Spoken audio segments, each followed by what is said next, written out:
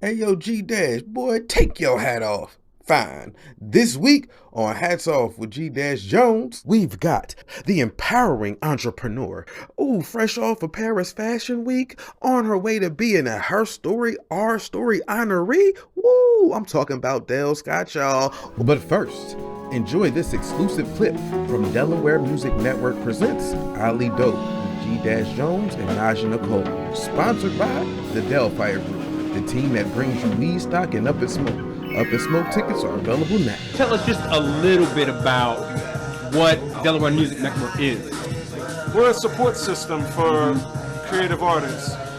Think about back in the day when you had big industry and labels kind of controlling music. They had big staffs of people, right? They had an A&R department, a marketing department, promotion department, and now it's great that creatives can independently put their stuff out, but they don't have that staff. Yeah. So what we do is we do consulting, and we do kind of the work that our staff, so we can be your staff. So come to Delaware Music Network. Yeah. We help you, we put events on, we do whatever you need to do. But come through to everything. Look us up, Facebook, Instagram, Delaware Music Network, G-Dash Jones, Joe Belardo. We got a whole squad. We're doing anything we can to help independent artists. Anything.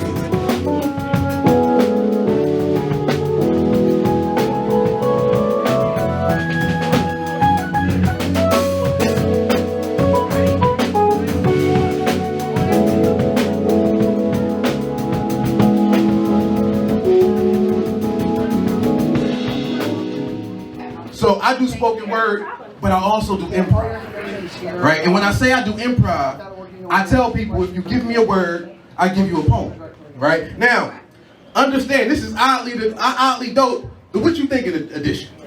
Here's why.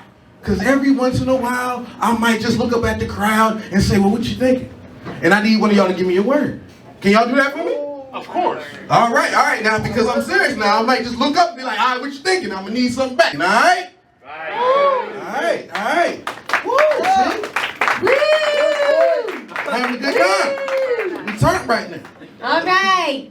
I thought it was my show too. Sit down. You ain't had to do me like that in front of them people. Sit down. Why you had to do me like that? I'm sitting now. How's everybody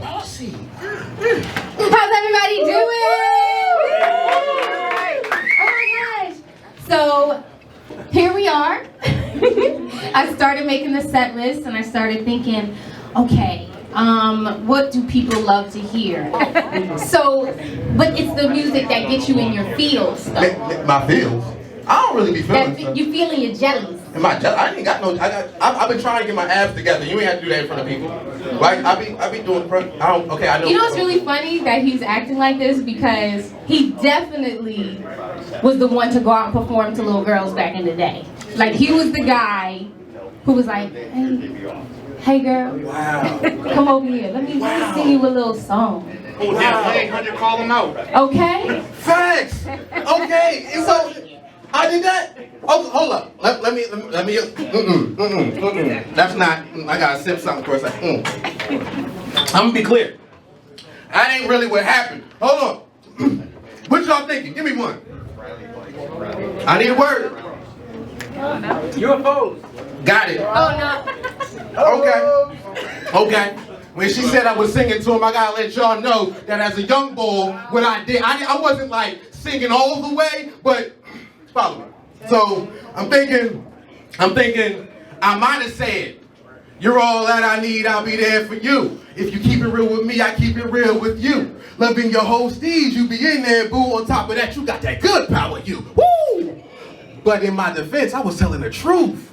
Like, it was just something about what she could do. I was a young boy. I didn't even know how to have those moves. You feel me? She was the first one to show your boy about them 2-on-2. So then I learned about what it was supposed to do. I'm speaking the truth. Like, cold young thug trying to figure it out. You know what? That girl held me down. I'm being real, no doubt. Like, she had my back, and I needed that. I didn't know what black love was. I didn't really know what love was, or even kind of giving that type of feeling just cause. I didn't have that in me. Nobody showed me what it was like to treat somebody how they were supposed to be treated consistently.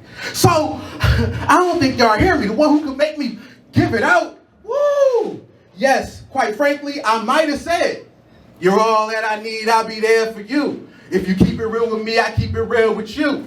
Loving your whole steez, you be in there, boo. On top of that, you got the good power you. But in my defense, I was telling the truth. Okay, you look at me like that because you looked at her like that. I remember the first time that you had seen her, you was like, why she even walk like that? Yes, a lot of people felt this way, but that was my love. It was like she could really make it clap, but I didn't even call it clap back then. It was just some new stuff back then. Okay, understand. I was like, what is happening? Understand, she could have been a little bit loud. I mean, like loud for no reason. Like, you know the type that just be standing there and be like this when they breathing? That was her. And any given season, okay? I understand that. First time she met my mama, before she said hello, she went pat, pat, pat. I was like, ooh, this ain't gonna go right for me. And it didn't, I promise you that. But I still loved her with all of that. Like, the first time I took her to a gourmet restaurant, Olive Garden. She sat back. And it was the way she held her composure. Like, she ain't noticed that there was a train that could have supposedly driving through that track. Like, I mean, it was like slipping, it was halfway down and all that. Yeah, well, listen, my baby did that. My baby did that. She had the confidence to let it live that. The way it walked up, he was like, okay, so you need some glue to lift that? Okay, either way. It was a troubled act, but that was my love and I meant that. So when I said that, you're all that I need, I'll be there for you. If you keep it real with me, I keep it real with you. Loving your whole steez, you be in there, boo. On top of that, you got that good power, you. In my defense, I meant it. We were the epitome of love, honor, respect, and loyalty. I didn't even know what that meant until it was me and she. I mean, dog, I was dead broke and she was holding down me. So when I tell you this, I mean what I'm saying and I'm saying it right. I might have looked her in the eye one good time and I said it right. You're all that I need, I'll be there for you. If you keep it real with me, I keep it real with you. Loving your whole steez, I'll be in there, boo. On top of that, you got that good power. Woo! That's my thoughts on what I'm thinking about that, y'all. That's my thought. That's all I said. Okay. That's all I said. And how long were y'all together? How long were y'all together? I would say it was 3.6 months. Like maybe 102 days. 102, maybe 95. Oh. It was a long time back then. It's high school years. Okay. So what was the song? Like, what was the main song? For that 3 to 6 months. 3.6. 3.6. It was 3.6. She was all that I needed at that time. All that I needed? Yes. All that I needed. She was all that I needed for those 3.6 months. Listen, you don't understand. But I didn't know. But that was love, man. So you sang, you're all I need to get by. I sang that? You sang that. Go, girl. I sang. Okay, well, this is how he should have sang it, and then it would have lasted. She was gonna cheat anyway. She wanted him. But for me, she was the one. You real judgy today. Lie together, cry together. I swear to God, I hope we fucking die together. Yeah. Shorty, I'm there for you anytime you need me. For real, girl, it's me in your world. Believe me, nothing make a man feel better than a woman. Queen with a crown that be down for whatever. There are few things that's forever, my lady. We can make more, make babies. Back when I was nothing, you made a brother feel like he was something. That's why I'm with you to this day with no frontin'. Even when the skies were gray, you would rub me on my back and say, baby, it'll be okay. Now that's real to a brother like me, baby. Never ever give my booty away and keep it tight, alright? And I'ma walk these dogs so we can live in a badass crib with thousands of kids. Work life, you don't need a ring to be my wife. Just be there for me and I'ma make sure we be living in the afterlife of luxury. I'm realizing that you didn't have to bump with me, but you did. Now I'm going all out here and I got mad love. Yeah, you my nigga. Lie together, cry together. I swear to God, I hope we fucking die together.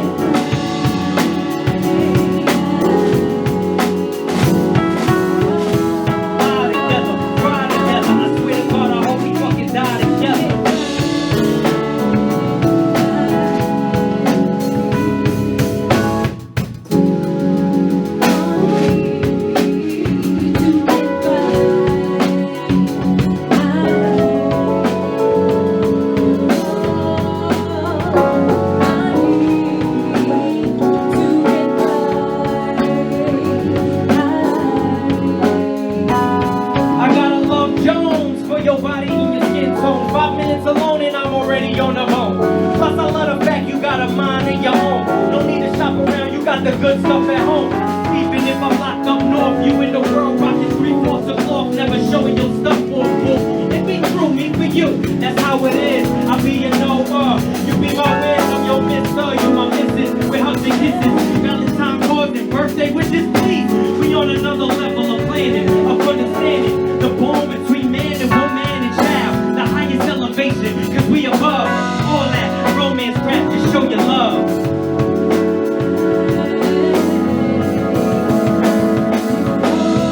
Lie together, cry together. I swear to God, I hope we fucking die together. Yeah. Lie together, cry together. I swear to God, I hope we fucking die together.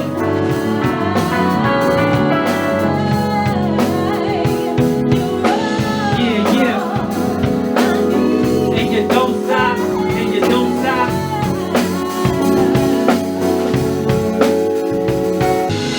I see the morning dew. I took one look at you. It was plain to see you were my destiny. I spent my time, I dedicate my life. I sacrifice for you, dedicate my life for you. You're all I need to get by. You're all I need to get by.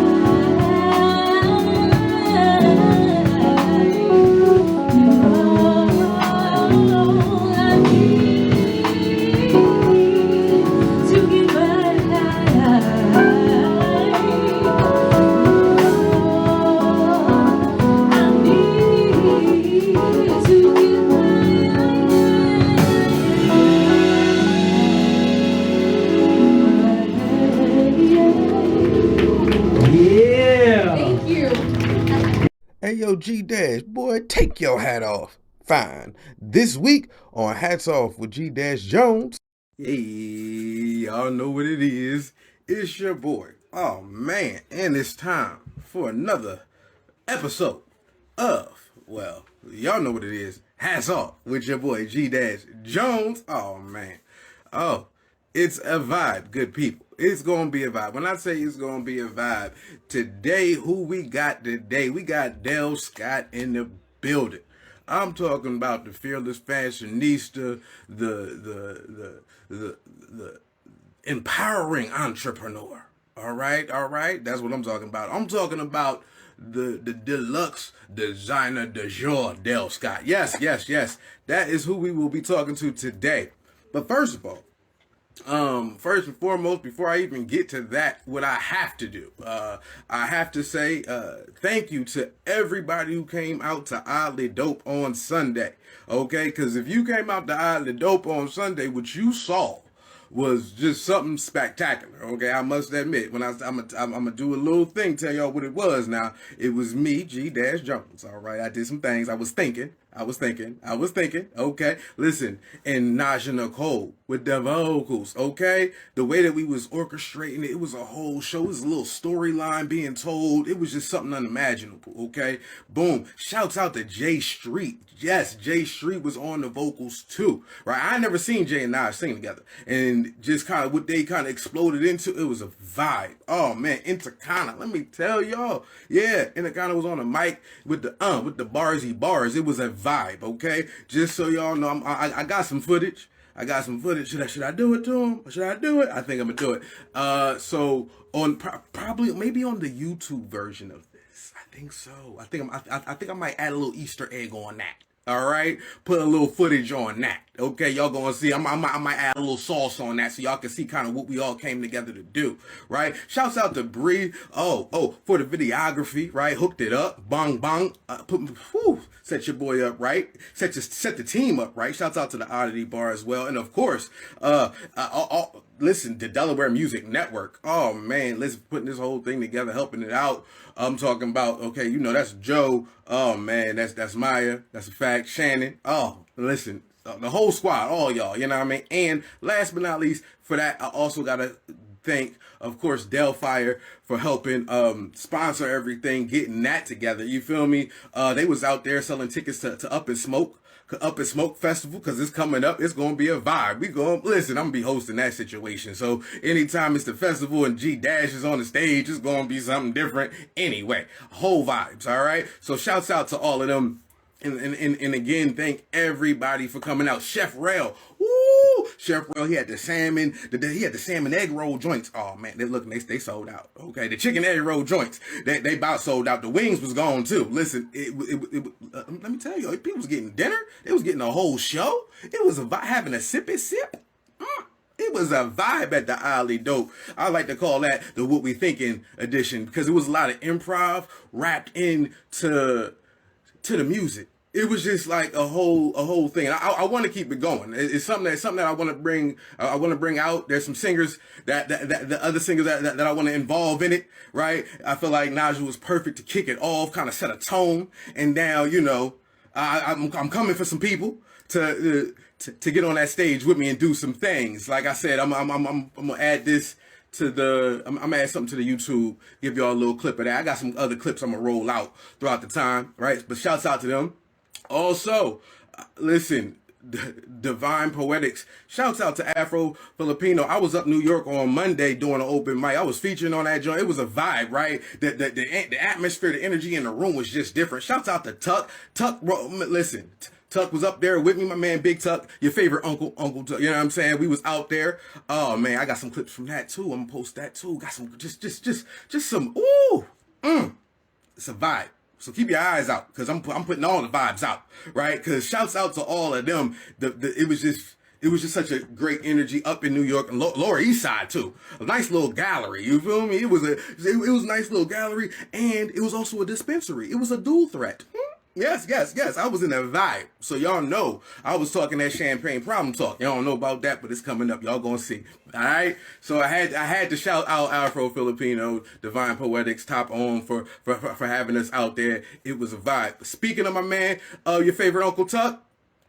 He got a podcast now. If you listen, Uncle Tuck podcast, they be up there geeking, talking about all types of stuff. He said, listen, if what's worse, the girl posting the thirst trap who says she only wanted to check, or the homie who always slide in all the DMs, so hey, beautiful, how you doing today? But she and all your friends' DMs at the same time. It's weird. Yeah, like that's the type of stuff they was talking about up there. They was having a great conversation, geek flow, good times. I'm here for it. All right.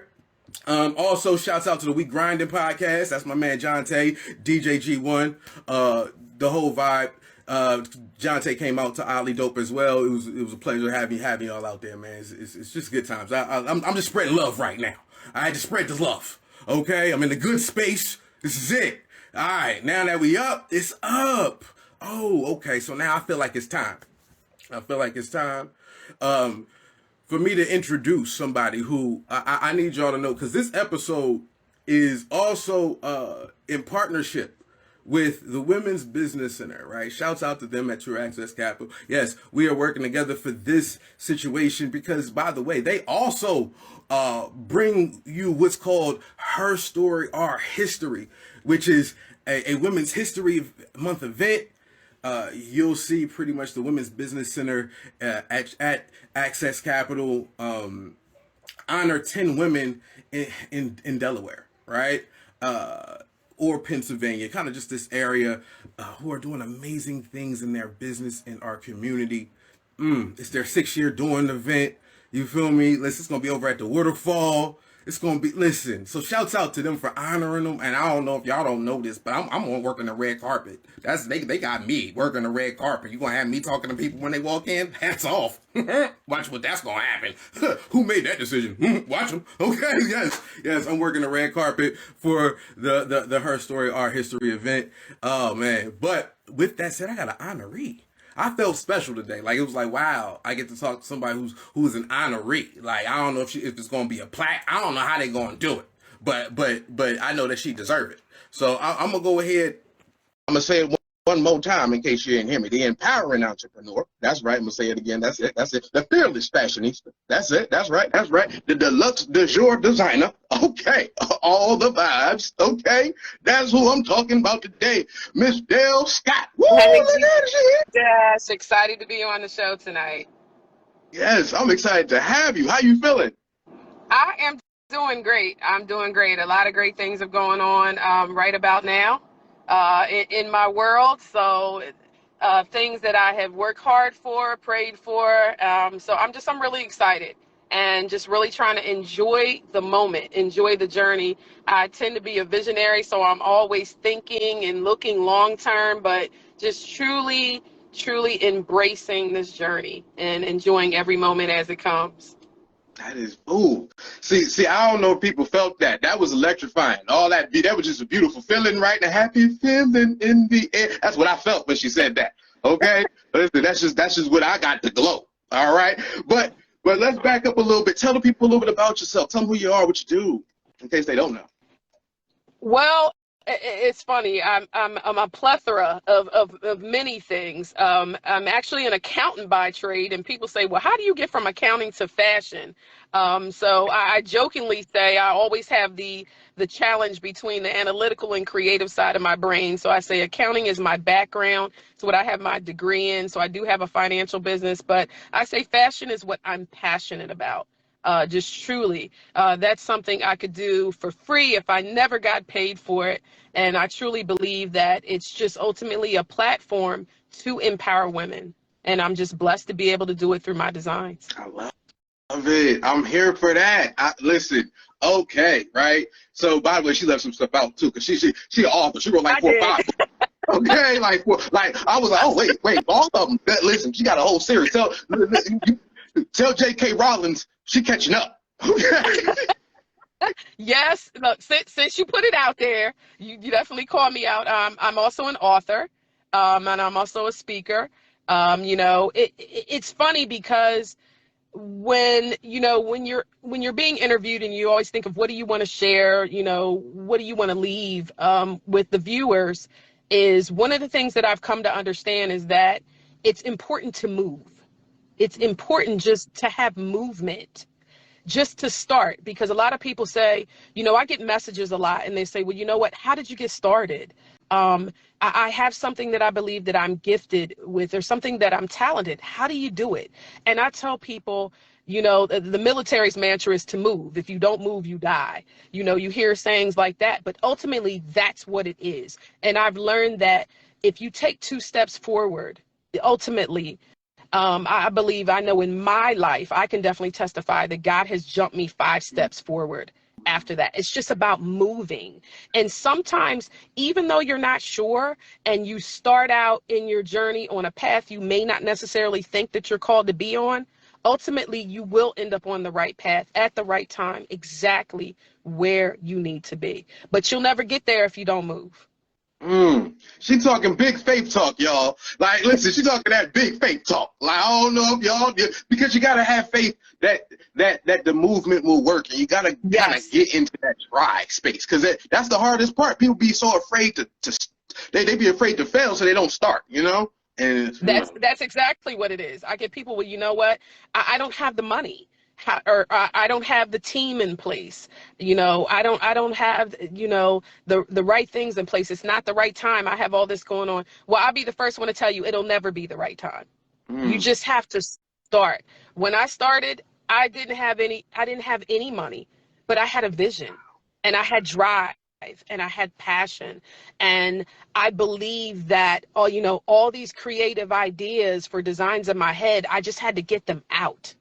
And I started, with a few designs. And it's funny because as I look back over my journey, I look at that first collection, which was, right here in our native state of Delaware. It was Delaware Fashion Week. I vividly remember 2015.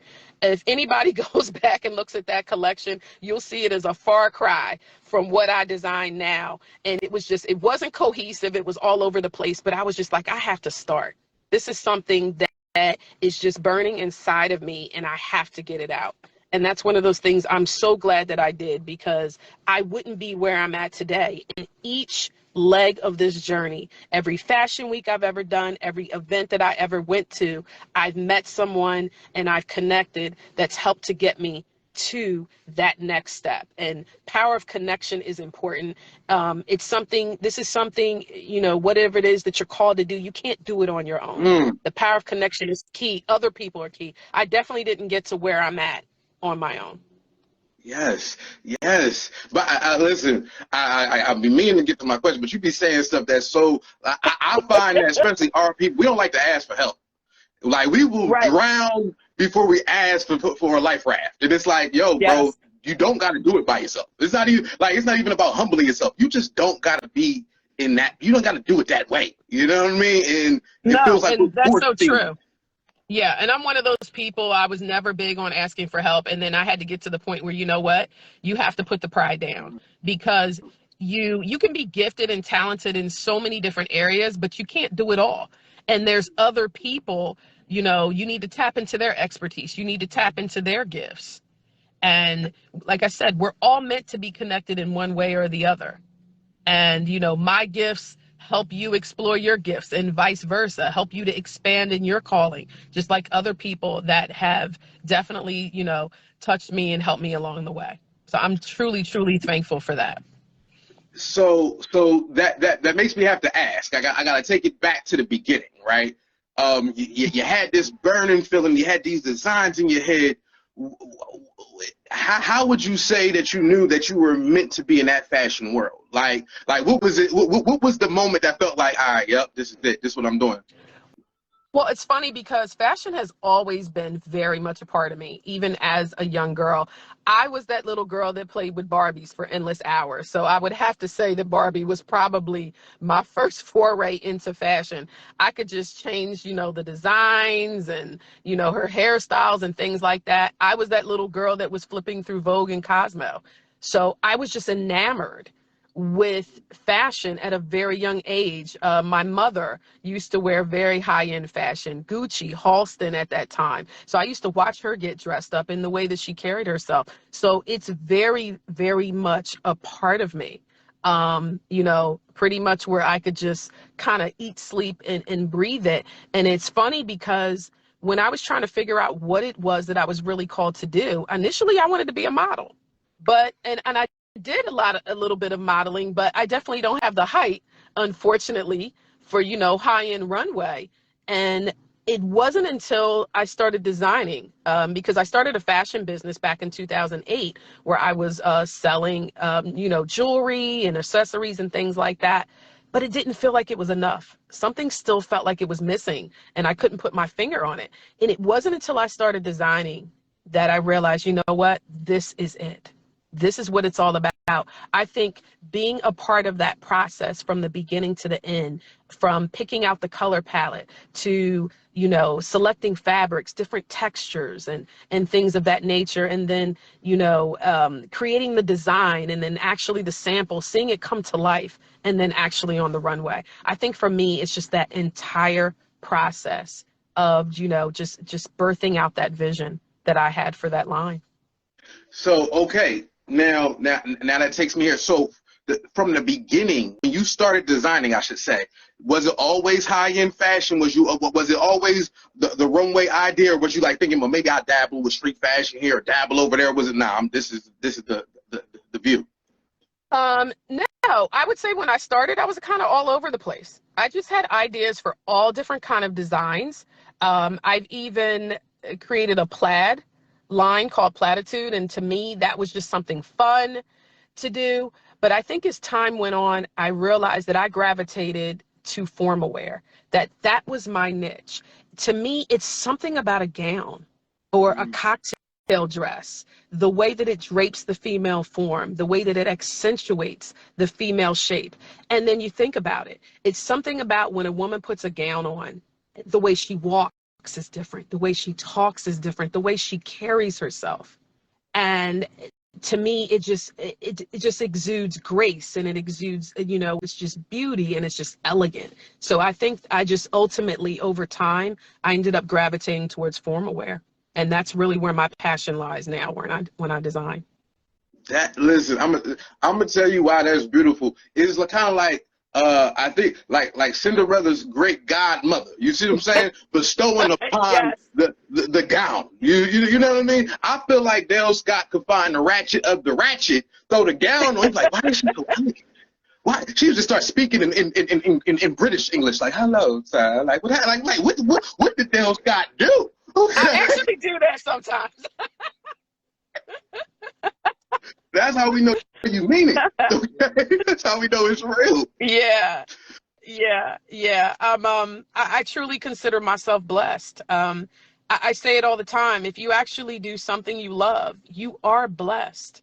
There's so many people, and I believe we're all created with many gifts and many talents. And I believe that we should tap into as many of them as we can before we leave this earth. Other people are meant to be blessed by the gifts we have. Other people are meant to be touched by the talents we have. They're not meant for ourselves. And for me, I understand that fashion design is actually a ministry. Ultimately, that's what it is. And it's a platform to empower women. I've had so many women that I have come across that when they put on one of my designs, or, when they purchase accessories and things like that from my other business, they're like, you know what? I wore this to an event, or the other day when I was out and I got all these compliments. That is the most beautiful I felt in a long time, or I felt so beautiful. And you never know what another person is dealing with. And just from, my own personal journey, when I was younger, I dealt with low self-esteem. I dealt with lack of confidence. And I know what that feels like. And fashion became a way of escape for me. It truly did, to a place that I thought was beautiful, that I could create things that were beautiful to be able to touch other women. Wow. So it's kind of like you use fashion to pour into others the same way that fashion has kind of poured into you, if you will. Yes. That's exactly what it is. I was born with a very sensitive skin condition called eczema. So I remember many summers as a young girl where I wouldn't wear shorts because of scarring. And, I remember being in school and kids saying, what happened to you? Like I'd been in an accident. So that's how I developed ultimately the low self-esteem, the lack of confidence. And for many, many years, I did not feel that I was beautiful. My physical scars became mental scars for me. And it's so funny because ultimately when I wrote my first book, The Undiscovered Jewel, Realizing the Brilliance That Lies Within, what it is the spiritual and natural parallels between women and diamonds. And I share how we as women, we have our own unique cut, our own unique color, clarity, and carat weight that we have to carry in this life. And how, if you think about a diamond has natural flaws, but it's still a precious gem. So it was like I had to receive it myself and say, you know what? The scars on the outside doesn't take away from the brilliance that's on the inside of me. Shine your light. Talk about it. I'm about to tell Alexa to play Diamonds and Pearls. That's just the vibes, okay? That's what it is. But and what you're saying is so true. It made me think. I was like, oh, wait, I wanted to ask you how it felt to be a Her Story, Our History honoree. And I can almost tell, I don't know the selection sheet. I have no clue what they pick based off, but I can kind of just see it has to be partially based upon how you pour into others. Like the fact that your craft is really just helping you shine a light has to be a part of it. But you tell me, how does it feel to be that Her Story, Our History honoree in that space? I tell you, I was truly excited. I can honestly say I don't do what I do for the accolades or the awards or anything. So to receive that award, to be acknowledged by a jury of my peers, so to speak, and by my community, it meant the world because, I do what I do. Not only do I enjoy it and I'm blessed by it, but ultimately to empower other women. But the fact that other people take notice and they can appreciate it means a lot to me. So I'm very thankful. I'm very honored. I don't take it lightly. There are many, many other talented creatives in our great state of Delaware. And I say our great state because we have so much talent here. that hasn't even been tapped, that so many people don't know about. You know, everybody jokingly says Delaware, like where is Delaware in the scheme of things? But we have so many talented creatives in this state that some people aren't even aware of, or they haven't even had their, haven't even been able to step out on that stage yet. And, and I'm hoping that they get that opportunity too.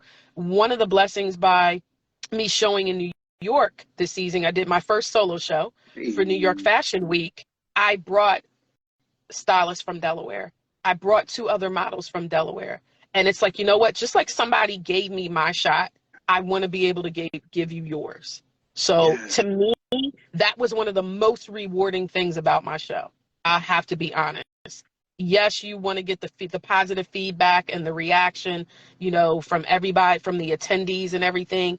But just like 2 of the models that were from Delaware, I mean, they were so happy. They were like, you know what? I actually walked at New York Fashion Week. And they were so excited. So that made me feel good. It really, really did. So yes, I'm honored definitely to be acknowledged and awarded. So I'm gonna tell you why I'm gonna tell you why you so dope, right? I'm about to start the segment. Okay. So the reason why you so dope is because I asked you how you feel about receiving an award. And your answer was majority about how so many other talents are dope out here. Like you almost took it like, yeah, it's me, but nah, it's us. You see what I'm saying? It really is, because I know many other creatives and I know what they bring to the table. And I think that what they bring to the table is just as great as what I bring to the table. Like, there are so many other phenomenal designers out there. It really is. And stylists and, and other creatives in our state. So I'm blessed to be where I'm at in the journey, but I know that they have the same capability and the same opportunities to be able to get out there and shine too. Absolutely. I'm going to ask, and if you don't have them on the top of your head, then I get it, because I didn't mention it before, but are there any designers you want to highlight locally? Like who would you want? Who kind of do you look at like that sticks out right now? Like, because there's gonna be people gonna get missed, but that sticks out right now. Oh gosh, right off the top of my head, well, he's not specifically based in Delaware, but I'm also tied into Philadelphia. I'm a board member with Fashion Group International, the Philadelphia region. That's the closest region in this area. Project Oscar. Actually, Sarah Crawford actually was one of the first designers that I ever met, and she's been designing longer than me. So definitely, to be able to see what she brings to the table is just amazing. And then there's just a lot of other designers that I met at Delaware Fashion Week when that first kind of kicked off back in 2015. So, and it's like everybody's kind of taken their own journey. Their journeys have kind of morphed into other areas, whether they're doing designing and styling or possibly some other things. Another awesome jewelry designer out of Delaware, Shanae Altavis. I have some of her jewelry. I love her jewelry. So yeah, there's some awesome creatives here. Definitely. Dope. I'm here for it. I'm here for it. Listen, and I can't wait to talk to them as well. So listen, they need to know they dope because Dell Scott said so. Okay, listen, I'm gonna put that on the shirt. Dell Scott said so. Okay, so we know what it is. Okay. With that said, so you have this journey, you have this calling, and you take it all the way through, and you wind up at a Paris Fashion Week, right? You mentioned New York. You mentioned the one on the state side, okay? But you left the state side, okay? How did you get there? What was that like? Oh my gosh! So that was totally unexpected. I kind of had Paris set in my sights within the next couple of years, but the opportunity actually arose out of my show in New York.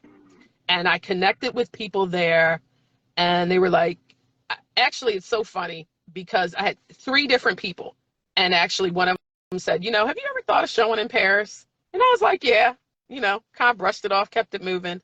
And then someone else casually at another moment, they're like, you should really think of showing in Paris. And I'm like, okay, all right, thank you.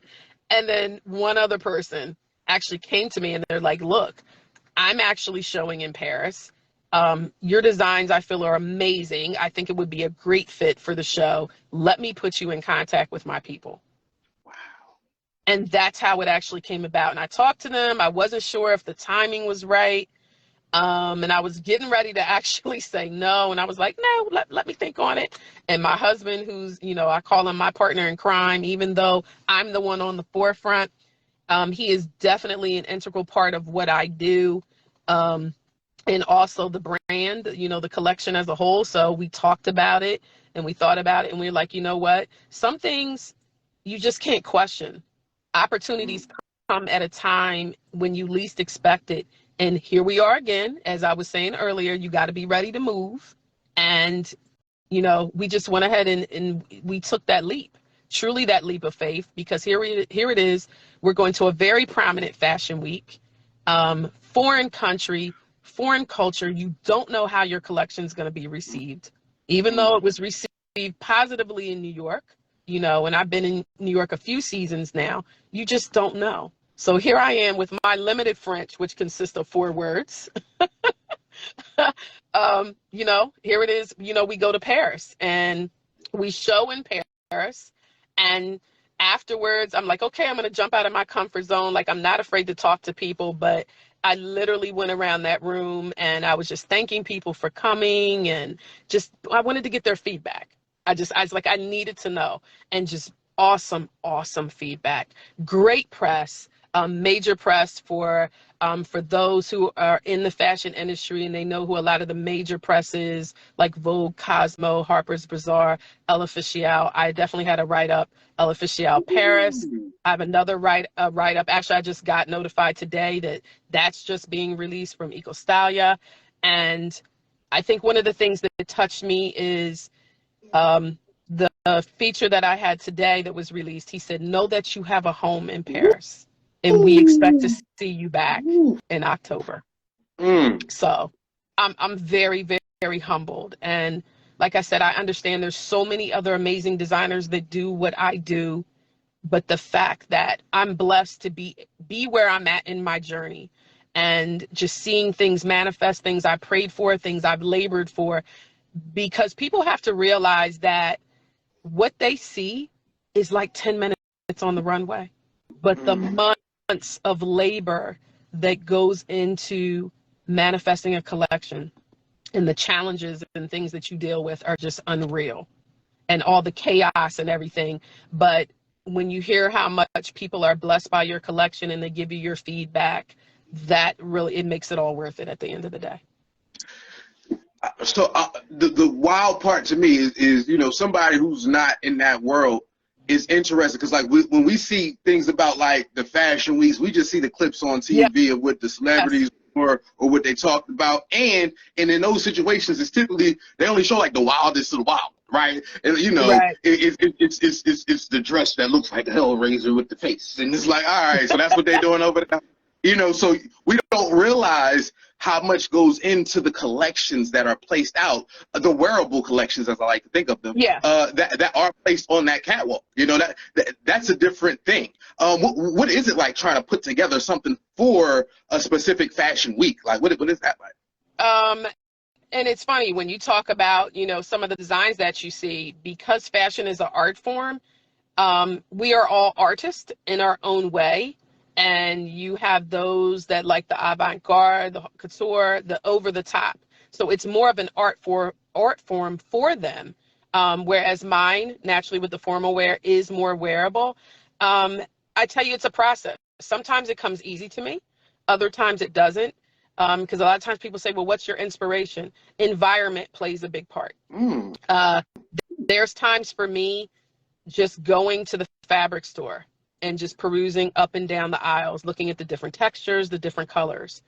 It's something about, it's just a click in that creativity point for me, which is good.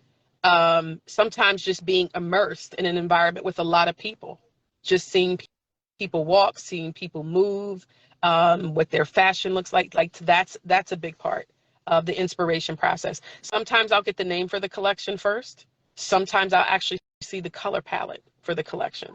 So it comes to me in many different ways. And I always say I'm my hardest critic. So there's times I have completed a design and then I look at it and I'm like, okay, well, I want to change this. I want to change this. I want to change this. So sometimes that's the hard part, because you could literally just keep going and designing for days. And then you just have to get to that point where it's like, you know what? I think I'm good with it. I think it's ready. I think it's ready. I feel like that's probably so hard. Like it's just It is. the plight of the creative is when to press the go button, right? Like that is one of Exactly. the hardest things. Like, Yes. is it done yet? I don't know. You know what I mean? Yes. So with that, you speak a lot about empowering others in that space. Why, like, and you do a lot. Like you've done a lot of things. Why is it so important for you to empower other people? I think for me, it's one of those things, and I think it's just, you know, as you live this life, as you experience many different things, as you mature, I've come to learn that there's nothing more rewarding than blessing someone else. I could go out and get myself something, I could purchase myself something, I could do something for myself. But to me, that moment is more lasting when you're doing something for somebody else. Just truly, it is for me. And like I said, that's just from going through life's experiences and maturing and getting to the place where I am now. It's one of those things you hear people say, well, you know what, it always feels good to help someone else, so to speak. That's really what it is for me. Like I said, I'm blessed to be able to do what I do, but ultimately it's not for me. If I never got an award, if I never got any type of accolade, if I never got paid for what I do, I would still do it because I genuinely love what I do. And I think that's the bigger part of it for me. It truly, truly is. I'm going to tell you, when I hear this, almost a full circle moment of it, that comes to me is the thought of how you went to New York Fashion Week, you brought some models with you, and then when you and then somebody taps you like, hey, I'm going to Paris. Yes.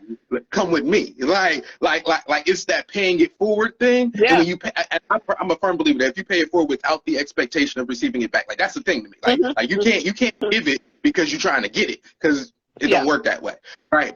But when you're just bestowing upon others, it does get bestowed upon you. That's what it sounds like, you know. Yes, and I think that's exactly what it is. And I think it's all of, you know, you have to look at genuinely, what are your motives, why you do what you do. There's some people who they're on their career path where it's money, you know, that's what they're looking at. I want to make money. I want to start a business. It's different for everybody. But, you know, I remember saying to someone one day, the root of why you do what you do can never be about money, because you're never going to be satisfied. You're never going to be fulfilled. Getting paid for what you do can be a benefit. There's nothing wrong with that, but it can't be the sole motive. It can't be the reason. Or like I said, you're never going to be fulfilled by what you do, because your focal point, it will always be, how much can I make from this? You're always going to be focused on the dollar. Yes, you're always chasing a check, running into desperation. It gets a little, you know, and I think that it's hard for people to wrap their brain around that theory of anything that you want to do. You got to ask yourself, hey, do I love it enough that I would do it for free? I'm not asking you to do it for free, but the question got to be inside, would you do it for free? Because if the answer is yes, then you're in the right space, right? Because that means you're going to put your all into it. You're going to get what it is. Yeah, that's exactly what it is. You'll be able to ride the waves, because, I mean, like I said, the pictures, everybody sees the pictures, they see the videos, and they think it's so glamorous and it's so rewarding, but they have no idea the labor that goes into it, the challenges, the days that I have cried, the days that I have wanted to give up. Yes, I said give up. Sometimes that has happened, but I still keep pressing. And there's times that I've asked myself, is this worth it? But then if I had given up, I would have never done my first show in New York, my solo show. If I had given up, I would have never been in Paris. So I'm one of those firm believers that you have to keep pressing. If you love it as much as you say you do, if you're passionate about it as much as you say you are, you'll keep pressing. If if you're doing it for monetary reasons, then guess what? As soon as you have a month or a period where you haven't made anything, you're going to quit. So doing what you're called to do for the right reasons is very, very key. It's very key. So with that said, do you feel like that whole feeling of purpose and empowerment to a certain extent, do you feel like those translate into the books that you've written as well? Definitely. I think I was talking about the undiscovered jewel, where that came from. That was definitely a lot of my personal testimony in that, but it was just to basically empower women, because women, we deal with a society that wants to tell us what is beautiful. I mean, oh my gosh, aesthetically, your height, your weight, your shape. We have so many things that, we become overly concerned about, and just letting us know, you know what, you are created in the image of the creator. You are created in excellence. You are beautiful, and just truly about embracing yourself. And then my other book that I co-authored, Mogul in the Making, and it talks about me as an entrepreneur and how, how do you juggle, different income streams? How do you juggle different, businesses and things of that? How do you make it happen? And then I talk about creating an image that wins, since I'm coming in from an image and a fashion perspective. And then the other book, Decisive Women, making a pivotal decision in 5 minutes or less. I love that book because it's about 30 of us, and we're all sharing our journey, and we're talking about what that click point was. That moment when you got to that point and you're like, it's now or never. I'm going for it. I'm going to walk in my purpose. I'm one of those people, I love to watch documentaries of celebrities and famous people. And the reason why, not that I'm envious of their life, but I like to hear what that click point was for them. When they got to that point, and whatever happened, where they said, you know what, it's now or never. What was that moment for them? I love to hear stories like that. That actually helps to motivate me to keep pressing. You know what? Guess what? They're a celebrity now, but they had moments of adversity. They had challenges. You hear all these stories. So it's like, what was it for that person? So I love to hear stories like that. So that's what Decisive Women, making a decision in 5 minutes or less, was about. And I have another book that's going to be released soon. Another one, I call this one My Baby, and it's called She Designed a Life She Loved. And it's my story. You know what? How to be intentional about designing a life that you love. How do you do it? What were the steps that what is it that I follow? My mantra. How is it that I do it? How is it that I keep pressing? Because people say, oh, you make it look easy. And I'm like, no, it's not. Like right now, I'm on here with you, and I'm in the car traveling, made 50 million stops today on my way back home. And it's like, how do you do this? And it's like, I realize you have to be intentional. If you want it, then you have to go after it. It's not just going to fall in your lap. Yes. What I love about you saying that is, I think I find myself encountering just different people and different artists, and at times people will say what they can't do, what they won't do, what they're unable, what they don't like they'll put a bunch of walls in the way. But if you ask them what they actually want, you know what I'm saying? It's like, no, you need to know what you want just as much as you know what you don't. Yeah. You know what I mean? Yeah. And sometimes we become our own worst enemy. Sometimes a lot of it is just us getting out of our way. A lot of times we talk ourselves out of things. And it's funny, in you mentioning that, it just brought up, I had an opportunity. I wanted to go to the Fashion Institute in Philadelphia, and this was in my early 20s. And I actually talked myself out of it. I remember, because at that time, it's like, I don't think I qualified for financial aid or something. And I was like, oh my gosh, it's so much. I'm not going to be able to afford it. It's going to be a hardship. And I gave up. And that's one of the things, looking back, that I wish I did not do. But I'm thankful that I feel that I'm where I'm supposed to be at this moment in my life. And I found a way, or rather life took me on a journey where I made it right back to where I needed to be. So yeah, I think people need to be careful. Don't talk yourself out of it. Just go with the flow. Yes. Just go with the flow. It's not going to be easy.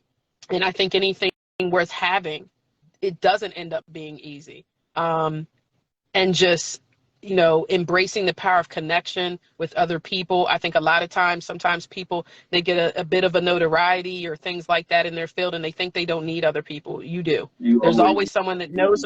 There's always someone who knows more than you. There's, you know, whether it's in a different area in your career path, whatever it is that you're doing, there's always somebody else that you're meant to connect with. And then in turn, bring somebody else along the way. That is that. Oh, that is it. That is it. I gotta ask in this state, because you talked about those trials and those tribulations and those hard moments. What advice would you give somebody who, whether it's in design or entrepreneurial, in that world, who's hitting that wall of, it's not necessarily stagnant, but it can be. It's that frustration. Like you know what it's like when you're like, do I even, you know, should I keep going? Yeah. Like, what advice would you give that designer who, they got the sewing machine, but they just tired? Okay. Again, you can slow down, but don't stop moving. We're human. We're all going to have those moments. I have them. I actually just had a moment not that long ago, like, okay, where it's like I felt like I wanted to start to second guess something. So like I said, you can slow down, never stop moving. And I think another thing that you have to keep in mind is that sometimes, even when things don't seem like they're going the way that you want them to, sometimes they might be. They might very well be. And I think we're in a society where I think people have gotten used to instant gratification. Yes. Unfortunately. Yes. They want it now. They want it overnight. And I've been designing ever since 2015. And you look at where I'm at now, it definitely didn't happen overnight. I definitely have had disappointments. I've shed my fair share of tears. I've screamed, every emotion that you could possibly think of. But I had to tell myself that, you know what, if I really feel that I am called to do what I'm doing, I have to keep pressing. And then another point I would probably add to that, some other advice is, I think one of the keys to being successful in life, and people will tell you education, and I'm definitely a proponent of education and mastering your craft and always learning about your craft and evolving in your craft, but mastering yourself, learning yourself. That's probably one of the best pieces of advice that I could give anybody. You have to learn you. You have to master you. You have to know what makes you tick, your strengths, your weaknesses. So we all have moments where we may feel depressed or discouraged, but when I feel that coming on, because I know me, I can identify it. I know what it takes to pull me out of that rut in order to keep moving. So yes, you have to know yourself. And I think that's one of the biggest things for me that has probably truly helped me be able to press through and keep going. Listen, I believe it. I think that's a struggle for a lot of people, as far as being able to tap into themselves enough or taking the time to learn and accept themselves, right? Because what happens is we get bothered by those things that go too far, or those things that can put us in a negative space. So people try to not necessarily figure it out, and it's not a healing like it goes away. It's a healing like, okay, wow, I know how to handle this now. Now I know how to move in these situations better. But people just, they can ignore those. Yeah. So that's probably, and you know what? That wasn't something that I was able to do overnight. That took many years. It takes maturity and just evolving as a person and just coming to grips with who you are and just recognizing, those things about yourself in order just to continue to keep moving forward, because it's not easy. We all have moments where we're challenged and we want to give up and we become frustrated because we don't believe things are going the way that they're supposed to go. And I've even had to come to understand that certain things that didn't happen that I thought should have happened and I became discouraged, that sometimes it was for the best, because there was another door that I was meant to go through. There was another opportunity that I was meant to have. Mm-hmm. So definitely a lot of hard learned lessons.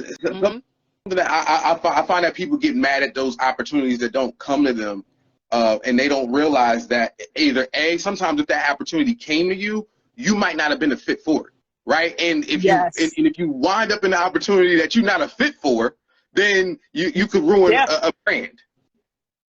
I totally agree with that. I think back now and looking back over some experiences in my life where I felt that certain things should have happened at that moment. Looking back now, I realize I wouldn't have been ready for it. Mm-hmm. Mm-hmm. Mentally, I wouldn't have been ready. Whereas now, I'm in a different headspace. Yes. And I think some things you can handle them better once you've matured and you've experienced some things. You can handle them better. You can process things better because you are more mature and in a different place in your life at that point. And some things you can value them more. You can appreciate them more because of the challenges that you've been through. So I think that's another part of it as well. Oh man, I love it. I completely agree, and dope. I'm here for it. We can keep going. All right, we could just go. I can tell. I'm telling you. So, but before we get up out of here, I gotta do this. So I do this thing, right, where I tell people, if you give me a word, I give you a poem.